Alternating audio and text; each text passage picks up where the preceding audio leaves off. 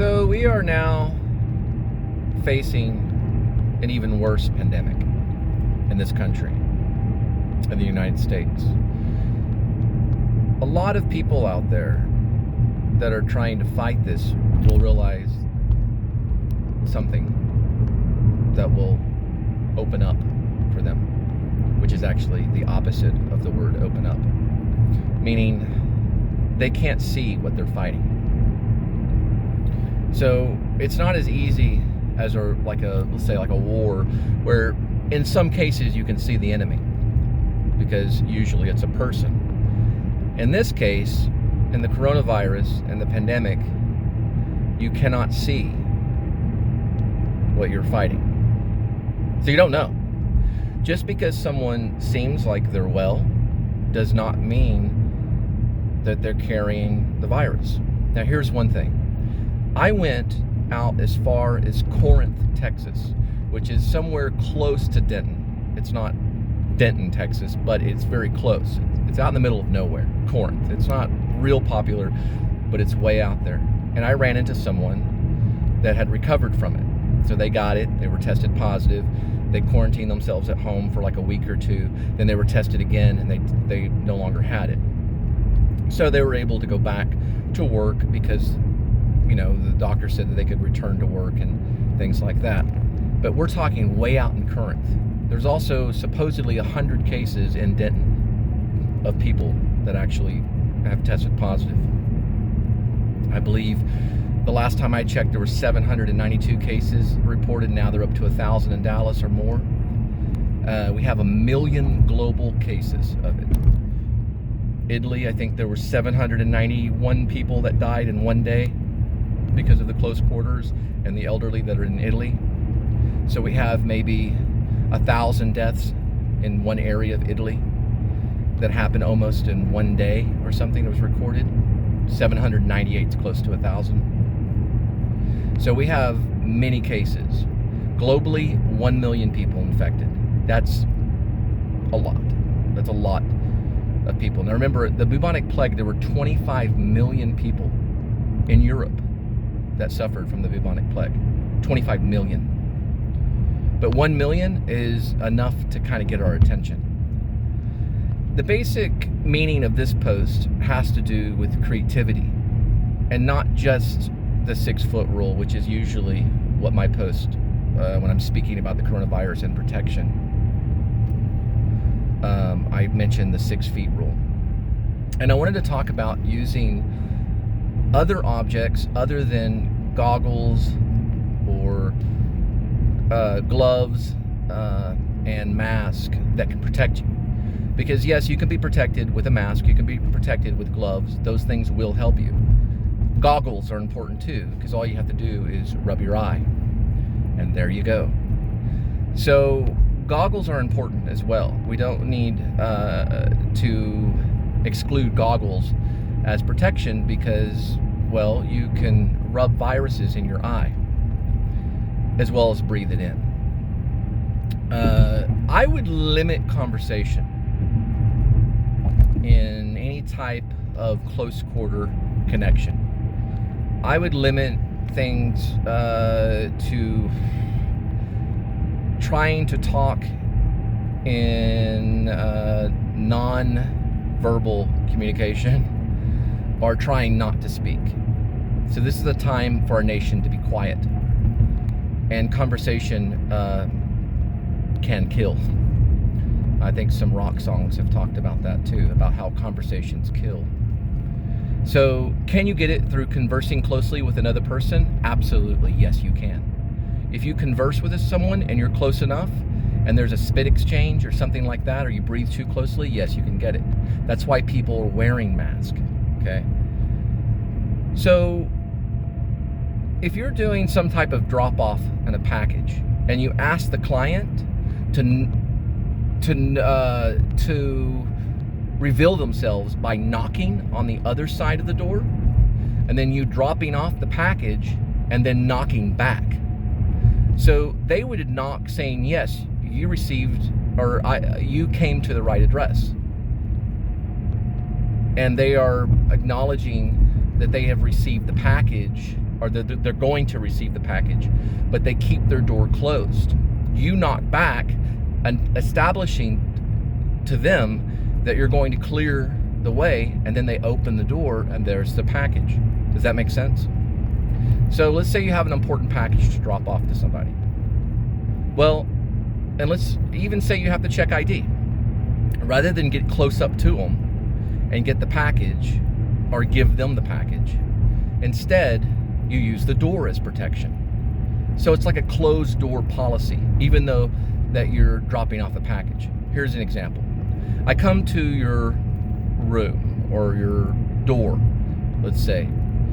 It can be in any situation. It can be a house, a townhome, any type of situation. And I come up to where you live, and I can text you or ring you and say, knock on your door if this is the correct address, and I'll hear your knock. So they're actually knocking behind their own door, verifying that you're there, but they're not even opening their door. At least they have a glass protecting window or a glass door that protects them. You can do the same thing by talking through the window rather than rolling the window down.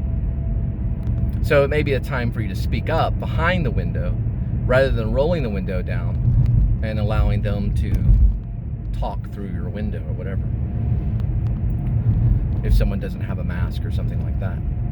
So let's say their door is closed and they knock, establishing that yes, you have reached the right address. Then you drop the package off, you knock back and clear the way.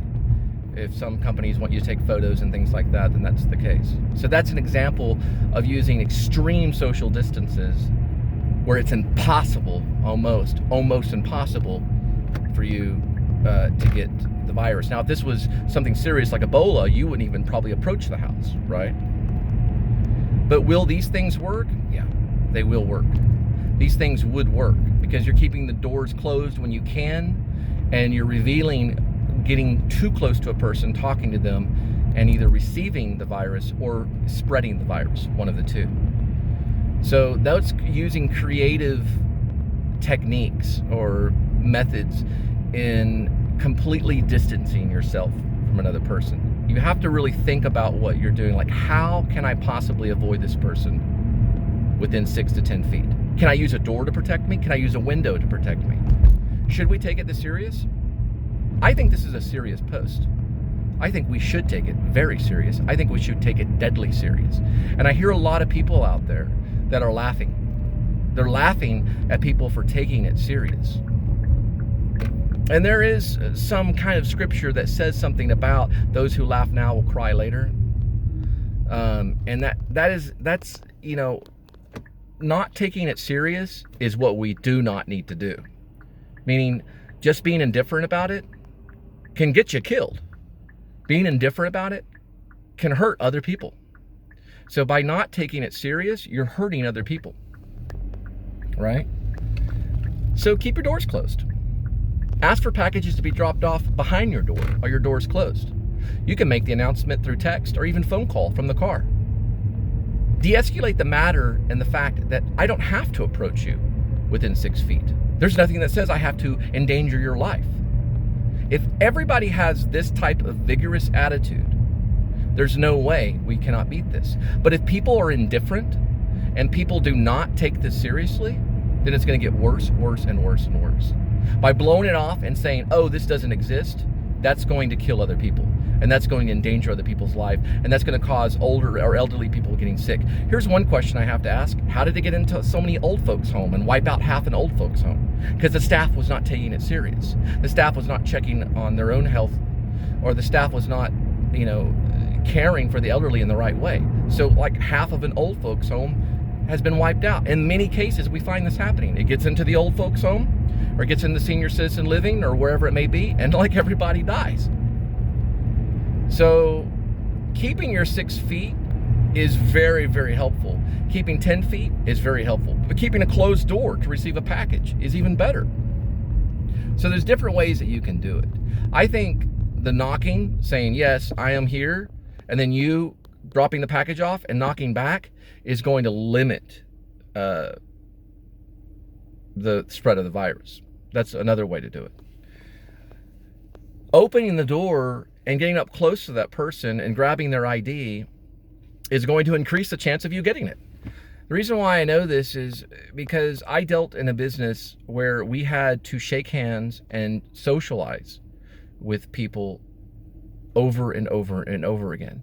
And I found in each case that I did that there was a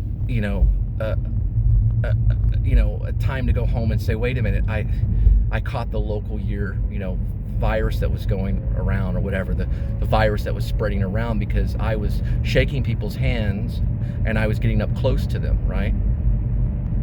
So there is some logic in this 6-foot rule, because if you socialize and you just go about your regular routine and just, to whoever, it can be anybody that you know, then you're going to contribute to not only hurting the country, but also hurting the elderly and hurting other people that have immunity problems and can't afford to possibly take on such a horrible, painful disease that takes away their breath. So my suggestion is use things like closed doors, use things like closed windows, use things like goggles as well as masks. Don't, just depend only on masks, but also goggles too, because your eyes could be exposed and things like that. So there's a lot of things that we need to do to prepare and take it way more serious. And once again, this is another 6-foot rule post.